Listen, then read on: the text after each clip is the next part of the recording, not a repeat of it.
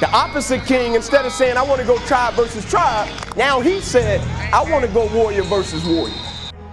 He said, I feel like I got somebody in my tribe that you don't have anybody in your tribe can do anything with, my man. Of course, Achilles' king is like, what? Cool, that's how we fight. That's how we get down anyway. Let's go. And so the tribe was behind him. And so the opposite king calls out his warrior. And so his warrior steps out, and I'm talking about my man 6'5", talking about 260, ripped up, baby oil, traps up to his ears. Talking about my man, I'm talking about straight gorilla style, right? He steps out, pats his chest, his boys are screaming. They like, this our guy. We know y'all don't have anybody over there that could do anything with him. And the whole time he walking to the front with his spear, like it's over with. We're gonna take this land and we're gonna get back to where we gotta get to. And so Brad Pitt's king just called his name. He said, Achilles. Nobody popped out. So when nobody popped out, what does the warrior do? He pipe up even more. Because in his mind, he's thinking what? Well, they gotta be scared. And so he starts screaming again, let's go! He turns around to his guys, let's go, it's over with for him. They screaming. The king screams out again, Achilles! One of the guys step out from the tribe, they come up to the front and say, hey, king, man, Achilles not even at the back. He's like, where is he? They say, he's back at the village. He said, go get him. They show up in the village, Achilles sleep. They wake him up. They're like, hey man, the king got a battle for you to fight. He's like, tell him I'll be there in the morning. They said, it is morning. He's like, all right, cool, I'm gonna get up and I'm gonna get dressed. And as he's getting dressed, the guy that came to get him was telling him about the opposition that he had to face. The guy that came to get him was like, hey man, I don't think you ever faced anybody like this. Like this guy's big, he's strong. Like I don't think you ever went up against anybody like this. Like this guy looks like incredible. He looks like a Greek god. And Achilles just getting dressed, not saying a word. And so when he finishes getting dressed, he goes and he gets on the horse. And so when he gets on the horse, the guy that was telling him about the opposition in adversity says to him, man, why don't you ever back down? Like, why don't you ever retreat? Why don't you ever look at the opposition and say, nah, man, I'm cool. Like, why don't you ever settle? Why don't you ever show up and say to the king, like, nah, man, this time we can go tribe versus tribe? Achilles looked at him and said, that's why they'll never remember your name.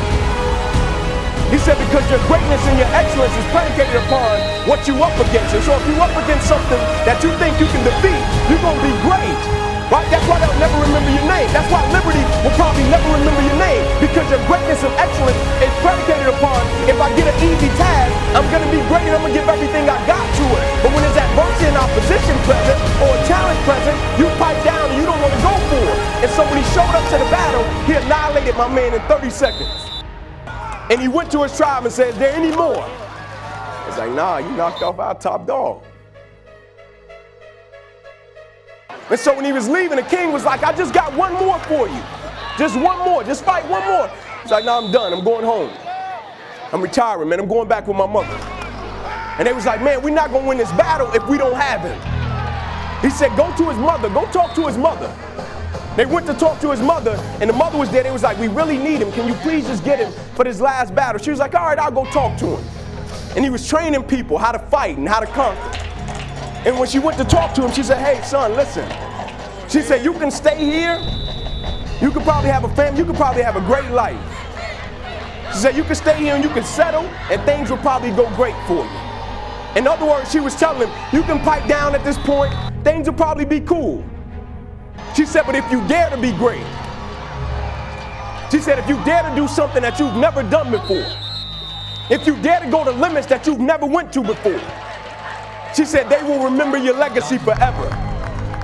He said, I got it. I'm going to go conquer. And he showed up to the battle. They're getting ready. And so right before they were about to go out and go get the task, cats came to him once again. And one guy said, why haven't anybody beat you yet?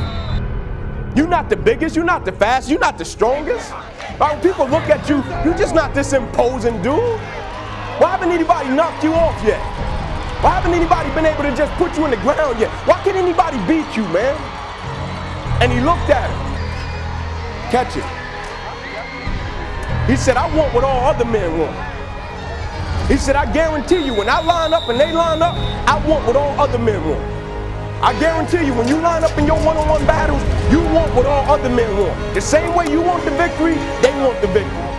I want what all other men want.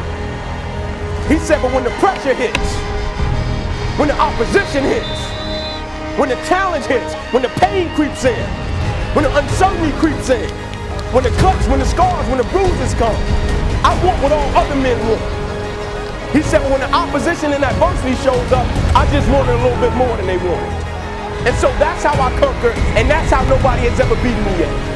I just want one thing from you. As great as you are, as skilled as you are, as talented as you are, I just want one thing from you. Never allow life to make you forget why you do what you do. People don't burn out, people don't quit, people don't underachieve, people don't settle because of what they do. People burn out, people quit, people underachieve, and people settle because life makes them forget why they do it. If we respect it the way we say we respect it, if we love it the way we say we love it, if we cherish it the way we say we cherish it, every single day should be nothing less than excellent. You might not always be your best, but you can always bring me